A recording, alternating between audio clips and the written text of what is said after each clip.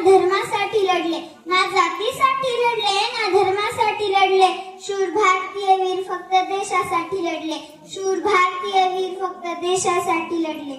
सर्वांना माझा नमस्कार. माझे नाव गार्गी मंजाजी भालेराव आहे. मी इयत्ता 3री शिकते. आज मी तुम्हाला सांगणार, आज 15 ऑगस्ट आहे.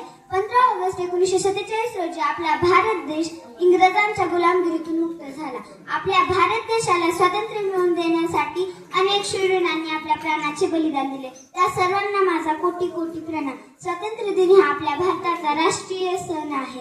आज मी तुम्हाला सांगणार आहे की माझ्या स्वप्नातील भारत कसा असेल. माझ्या स्वप्नातील भारत स्वच्छ भारत असेल, सुंदर भारत असेल, जगातील शक्तिशाली भारत असेल आणि जगातील दिशा दाखवणारा भारत असेल.